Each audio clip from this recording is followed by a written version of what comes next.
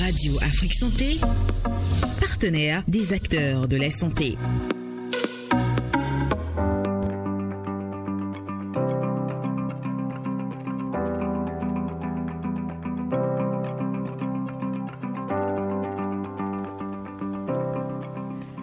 Bonjour, chers auditeurs de Radio Afrique Santé. C'est un plaisir pour nous de vous savoir à l'écoute de votre radio. Aujourd'hui, votre émission Santé de la mère, Santé de l'enfant aborde le suivi de la grossesse au début de la 31e semaine jusqu'à la 36e. Et vous saurez tout sur ce sujet.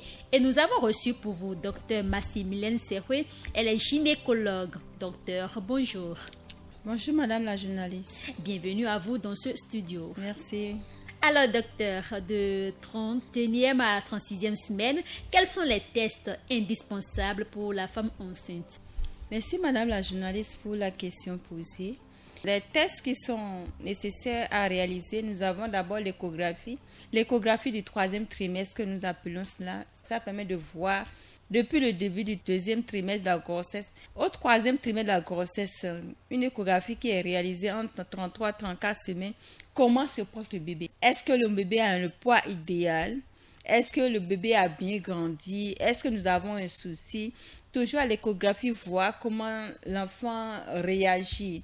Est-ce que l'enfant est bien en forme? L'enfant réagit bien? Et s'il y a le liquide? Tout ça, ça fait partie des éléments que nous vérifions à l'échographie. Autre test réalisé, nous avons aussi le bilan sanguin, le prélèvement du sang pour voir, voilà que la femme va déjà vers la fin de la grossesse. Est-ce que nous avons toujours le taux de sucre à vérifier dans le sang? Parce que n'oublions pas qu'il y a des femmes enceintes qui font de diabète gestationnel. Elles ne sont pas connues diabétiques, mais pendant la grossesse, il y a ces femmes qui développent diabète gestationnel. Et puis l'inconvénient chez le bébé, c'est que le bébé est trop gros. Donc ces tests sanguins aussi, c'est pour vérifier est-ce qu'il y a le diabète ou pas. Recherche de sucre, tout ça dans les urines, recherche de la protéine dans les urines. D'autres bilans à effectuer en fonction aussi de la patiente que nous avons devant nous et en fonction de la pathologie que développe cette patiente, voilà, avec les antécédents, tout ça. Donc, c'est des bilans qui sont adaptés à chaque femme. Il y a un bilan standard et puis il y a un bilan qui est adapté à chaque patiente. Femme. Et tous ces bilans sont obligatoires. Et Oui. comment est le bébé à partir de la 31e semaine de la grossesse? À partir de la 31e semaine de la grossesse, le bébé, il y a certains bébés qui peuvent être aussi en position siège, c'est-à-dire le bébé met les pieds en bas. Mais déjà vers la fin de la grossesse, 31 jusqu'à 36, le bébé doit tourner, mettre la tête en bas. C'est vrai qu'on trouve aussi d'autres bébés déjà un peu plus tôt, on positionne déjà leur tête en bas. Mais systématiquement, vers la fin, vers 36 semaines, le bébé doit tourner, mettre la tête en bas. Maintenant, il y a certains cas, on voit que le bébé ne met pas la tête en bas à 36, ce qui est rare, et peut-être à 37 autres, le bébé tourne. Et dans le cas où le bébé ne tourne pas du tout? Il y a des bébés qui naissent avec les pieds. Ces bébés font sortir d'abord les pieds avant de faire sortir les autres parties du corps.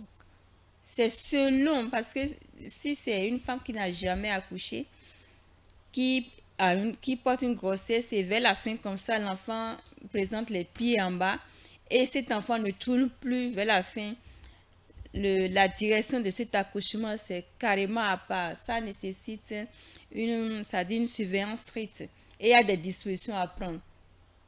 Vous voyez? Maintenant, si c'est une femme qui a déjà accouché une fois, 2 fois, 3 fois ou même plusieurs fois, l'utérus, le ventre de cette patiente est assez large pour le bébé et le bébé tourne comme il veut dans le ventre. Le bébé peut être en présentation transversale, peut être en présentation céphalique, c'est-à-dire met la tête en bas ou soit les pieds en bas. Tout compte fait à la fin, selon la présentation que l'enfant nous offre, on sait comment procéder l'accouchement. S'y prendre pour réussir l'accouchement. La position du bébé pendant cette période, vous venez de la décrire. Et qu'en est-il du col? Comment est le col de l'utérus en cette période de la grossesse? Le col de la femme enceinte pendant cette période de la grossesse, Le col est facultatif. Si c'est une femme qui n'a jamais accouché, de 31 semaines jusqu'à 36 semaines, cette gestante peut avoir toujours le col fermé. Maintenant, si c'est une patiente qui a déjà accouché aussi plusieurs fois, le col peut être modifié.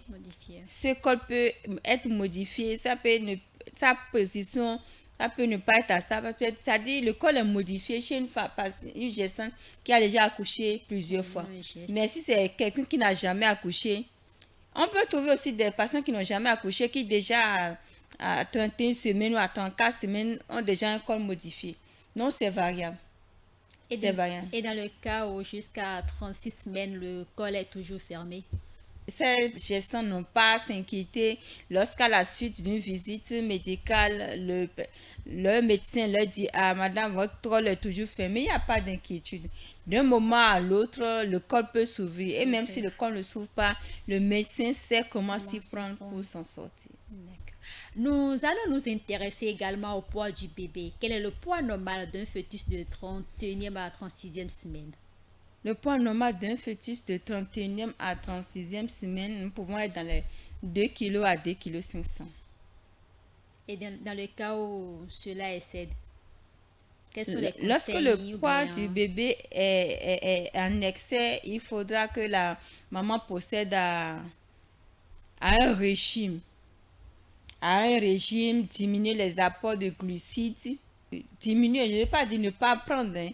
Il va juste diminuer. Il y a des conseils nutritionnels qu'on donne à ce niveau-là, à ce moment-là, pour que la patiente puisse s'en sortir.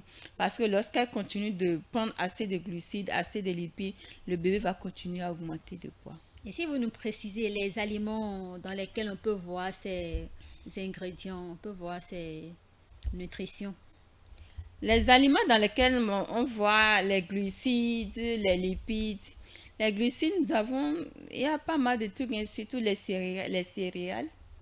Les céréales, il y a assez de glucides, dedans. Et le maïs, par exemple? Le maïs, il y a assez de glucides dedans. Et les lipides, c'est dans les huiles que nous utilisons. Tout ce qui a rapport avec la graisse. Il y a assez de lipides dedans. Elles doivent diminuer. La viande également? La viande, il y a des viandes qui ne sont pas aussi graisseuses. Lorsque la viande possède beaucoup de graisse, elle doit éviter ça. Et comment savoir à l'avance qu'on pourrait avoir un bébé macrosome? Mais avant, expliquez-nous ce que c'est que macrosome. Un bébé macrosome, c'est un bébé dont le poids excède le poids normal. Le poids est supérieur au poids normal. Et lorsque cette gestante vient en consultation, à chaque consultation, on mesure la hauteur utérine de la femme enceinte par rapport au thème que nous avons. Lorsque nous constatons que la hauteur utérine est supérieure à une hauteur normale, on commence à se poser des questions. Est-ce que c'est parce qu'il y a beaucoup de liquide sur le bébé? 2. Est-ce que parce que le bébé est trop gros? 3. Il y a beaucoup de questions que nous nous posons et nous mettons dans ces investigations. Et à la suite, peut-être, on constate que le bébé a un poids supérieur au poids normal. Et c'est dans ce sens que nous prodiguons des conseils nutritionnels à la gestante. Quand prend fin le 8e mois de la grossesse? Le 8e mois de la grossesse prend fin à la 36e semaine. 36e semaine. On entend dire que des bébés naissent au 8e mois de la grossesse. Toutefois, ce n'est pas ce qui est souhaité. Pourquoi c'est dangereux d'accoucher à 8 mois? Pourquoi c'est dangereux d'accoucher à 8 mois? On se dit que le bébé n'est pas encore arrivé à terme. Un bébé qui est à terme doit atteindre 37 semaines d'aménorrhée. Lorsque le bébé est né à 36 semaines, on parle de prématurité. Mais cette prématurité, c'est une prématurité légère. C'est pas aussi sévère. Par rapport à un enfant qui est né dans les 28 semaines, dans les 30 semaines, ça c'est trop sévère. Mais à 36 semaines, l'enfant a une certaine capacité à s'adapter à la vie, hein, mais c'est quand même une prématurité. Et quand l'enfant naît dans ce mois, comment vous accompagnez ces enfants pour qu'ils récupèrent? Lorsque le bébé est né à 36 semaines, souvent nous avons les pédiatres qui sont là pour accompagner la maman et le bébé. Donc vous les dirigez vers la pédiatrie. C'est-à-dire, en matière d'hygiène, il faut qu'il y ait une bonne hygiène corporelle. Il faudra que l'enfant soit bien réchauffé et qu'il faudra aussi que l'enfant soit nourri exclusivement à l'allaitement maternel. Et quand nous prenons toutes ces dispositions, je crois que ces enfants s'en sortent. Ces enfants s'en sortent sans problème particulier. Si, ils s'en sortent et puis grandissent. Ils sont très intelligents. Nous connaissons des cas. Et dans le temps, il y a même des mamans qui allument des lanternes, oui, comme à l'ancienne, pour réchauffer le corps du bébé. À présent, nous allons observer une pause musicale avant de revenir dans ce studio.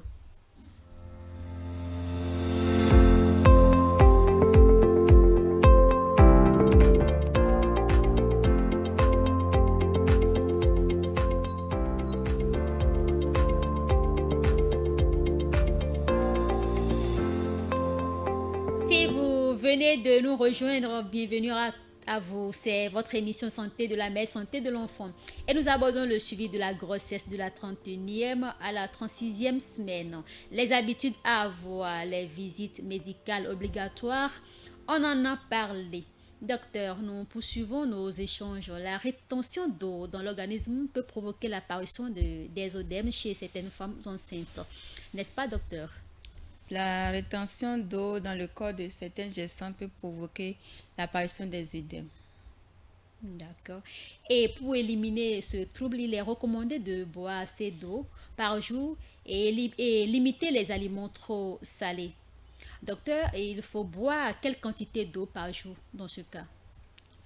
Lorsque une gestante présente des œdèmes sur le corps, je crois que le médecin est averti pour procéder à des investigations. Rechercher la cause de cette rétention d'eau. Est-ce que cette personne présente une pathologie particulière? Est-ce qu'il y a une hypertension artérielle qui est là, qui est en train de se compliquer? Donc, il faudra rechercher la cause de cette rétention d'eau. Et lorsque la cause est trouvée, on met le traitement adéquat et puis la cause et les œdèmes disparaissent. Quelle quantité d'eau boire chez une femme enceinte? La femme enceinte boit comme tout le monde. On peut aller de 2,5 litres d'eau à 3 litres d'eau par jour. La femme doit boire assez d'eau. Elle doit s'hydrater, boire assez d'eau. Mais par rapport aux œdèmes, il faudra que la cause soit détectée. Lorsqu'il n'y a pas une pathologie en tant que telle, vous savez, la compression, lorsque le poids du bébé augmente au fur et à mesure, cela entraîne une compression au niveau des vaisseaux qui sont au niveau du bas-ventre de la femme. Et ces œdèmes sont dus au fait qu'avec cette compression, il n'y a pas le retour veineux. Le sang ne remonte plus comme il le faut. Donc, il y a ces œdèmes qui apparaissent. Et il y a un simple geste qu'il faut dire à la femme de faire. Dès que tu te couches le soir, mets tes pieds sur des oreillers pour relever tes pieds. Et lorsque le pied est relevé, vous constatez que tôt le matin, les œdèmes disparaissent. Et les pieds de la gestante, c'est normal pratiquement. Mais lorsqu'elle commence encore les activités, ces va-et-vient de la journée, jusqu'à la fin de la journée, elle constate encore ces œdèmes. Le soir encore, la même chose, les œdèmes disparaissent. Donc, vous savez que ça, là, ce n'est pas une pathologie qui est en arrière. Dès qu'elle accouche, progressivement, ces œdèmes disparaissent. Et dans le cas où le gonflement persiste ou augmente, on dit que cela pourrait provoquer une pré-éclampsie. Oui. C'est pourquoi je disais tout à l'heure, lorsqu'il y a gonflement, lorsqu'il y a les œdèmes chez une femme enceinte, le médecin doit rechercher la cause. Et parmi ces causes, nous avons la pré-éclampsie. Et la pré-éclampsie, c'est en fait une complication de l'hypertension artérielle. Peut-être que c'est une patiente qui est connue hypertendue, qui n'honore pas bien, qui n'observe pas bien son traitement et qui évolue. Parce que lorsqu'on te détecte une hypertension artérielle, on te met un traitement, on fait tout pour pouvoir maîtriser la tension. Lorsque le gynéco met les produits, parfois même, on fait recours au cardiologue. Et le cardiologue intervient dans le traitement. On fait tout ce qui est en notre possibilité pour que la tension soit normalisée. Lorsque la tension est normalisée, il n'y a pas de raison pour que cette gestante fasse des œdèmes. Et c'est quand ce n'est pas normalisé, ou bien c'est une gestante qui a disparu du circuit et qui vient se présenter à un moment T, cette hypertension artérielle évolue déjà vers une complication qu'on appelle la pré-éclampsie. Et c'est cette prééclampsie qui nous donne parmi ces signes, ces œdèmes généralisés. 31e à 36e semaine de la grossesse, quel doit être le plan d'accouchement? Le plan d'accouchement, je crois que l'accouchement, c'est une période qu'il faut assez préparer chez la femme enceinte. Il faudra que ce soit une femme enceinte qui n'a jamais accouché ou qui a déjà accouché plusieurs fois. Il faudra qu'on leur rappelle le plan d'accouchement. Voilà, madame, vous allez accoucher dans telle période. Est-ce que vous savez déjà qui va vous accompagner pour aller à l'accouchement? L'accouchement, ça peut te prendre à tout moment, la nuit comme le jour, que ton mari soit là ou pas. Si ton mari est là, comment vous allez venir? Est-ce que votre maison, votre résidence est éloignée du centre? Combien de temps il faut? Lorsque ça te prend dans la journée, est-ce que vous avez prévu déjà le moyen de déplacement? Est-ce que le véhicule est déjà là? Si ce n'est pas là, vous avez déjà alerté un chauffeur ou un voisin. Il faudra que tout soit préparé. Parce que rien n'est innové. Si c'est innové, là, ça donne un peu la difficulté aux parents même le fait de se rendre à l'hôpital. Et tout ça, c'est des signes de retard dans la prise en charge. Il faudra qu'elle soit les moyens. Est-ce que cette femme enceinte ou la famille a déjà cotisé à part pour savoir que ça, c'est pour l'accouchement? Lorsque on va se rendre le jour là, les trucs à payer, est-ce que tout ça c'est préparé? Qui sera comme garde-malade auprès de cette patiente? Il faudra que tout cela soit préparé. À l'avance. Par rapport aux habits de bébé, tout ça, tout ce qu'il faut, tout ce qui a lieu autour de l'accouchement, il faut que la gestante soit informée pour que tout se passe bien. Voilà. D'accord. Docteur, je voudrais savoir, parlez-nous du liquide amniotique contenu dans ce qu'on appelle la poche des os. C'est à partir de ce liquide, bien sûr, que se nourrit le bébé dans le sein de sa mère. C'est bien cela, docteur? Le liquide amniotique, c'est le liquide qui est contenu dans la poche. Dans la poche, c'est là où le bébé reste. Et c'est comme si c'est dedans que le bébé baigne. Et à travers... Le bébé se nourrit également en partie Le bébé se nourrit en partie de ce liquide, mais beaucoup plus à travers le cordon ombilical. À travers le cordon ombilical qui est relié au placenta. C'est beaucoup plus à travers et puis un peu à partir du liquide amniotique. Et quelle est l'importance de ce liquide? Ce liquide est très important parce que si déjà le bébé c'est prévu que le bébé doit être dans un milieu où il y a de l'eau, il y a une certaine quantité d'eau. Lorsque le bébé ne se trouve pas dans ce milieu, là, ça donne un retard, ça donne une souffrance à cet enfant, à ce fœtus qui est à l'intérieur. Donc, le liquide, la quantité doit être requise. Lorsqu'on constate que cette quantité est réduite, là, ça pose des problèmes. C'est peut-être un enfant qui ne va pas grandir correctement.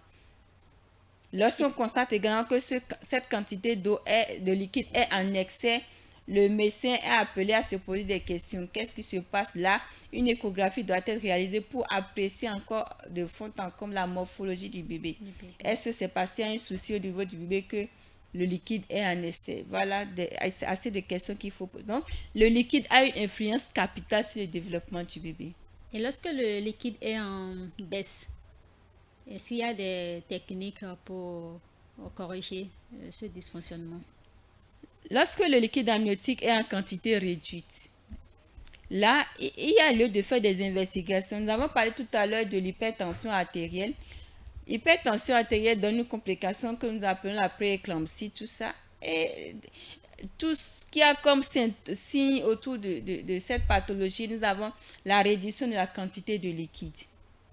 Et lorsque le liquide est en quantité réduite, je dis, il faudra pouvoir traiter la cause. Traiter la cause, cette hypertension artérielle qui est à la base de cette complication sévère qui est la prééclampsie. Lorsque tout est réglé, je crois que si ce n'est pas avenu tardivement, on s'en sort. Il y a aussi d'autres causes, d'autres infections qui peuvent être à la base de cette réduction de la quantité de liquide. Il faudra que le traitement soit fait. Par exemple, on entend souvent dire que vous êtes à 35 semaines de grossesse, soit 37 semaines d'aménorrhée. C'est quoi la différence? La semaine d'aménorrhée, c'est par rapport à la date des dernières règles chez la patiente. C'est beaucoup plus ça nous utilisons. 35 semaines de grossesse, non. Nous utilisons beaucoup plus en semaine d'aménorrhée qui est par rapport à la date où cette gestante a eu les dernières règles. Elle a eu les dernières règles, une date T. Nous commençons par tourner à partir de là pour trouver le nombre de semaines d'aménorrhée. Et tel nombre de semaines d'aménorrhée correspond à tel nombre de mois de grossesse. Docteur, un dernier mot à l'endroit de nos chers auditeurs. Merci Madame la journaliste, merci aux chers auditeurs d'avoir suivi cette émission. Nous sommes là pour expliquer, nous avons expliqué un peu le suivi de la femme enceinte au deuxième trimestre de la grossesse. C'est capital. De 31e à 36e, ça fait troisième trimestre. Troisième trimestre de grossesse. Je crois que c'est capital en ce sens que ça permet de bien suivre cette gestante que nous avons devant nous, de la préparer pour l'accouchement.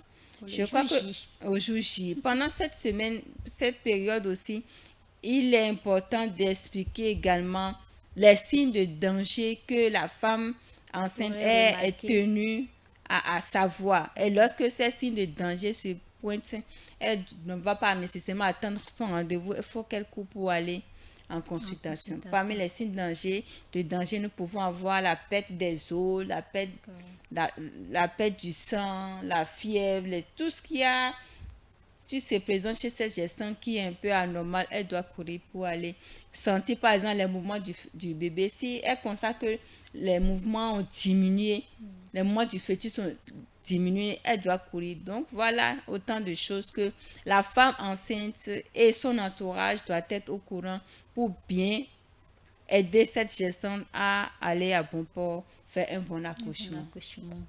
Et voilà, nous sommes à la fin de cette émission. Docteur Massimilienne Serhoué, gynécologue, était notre invité. Merci à vous, docteur, pour ces éclairages. Merci à vous également, chers auditeurs, et on se dit à bientôt.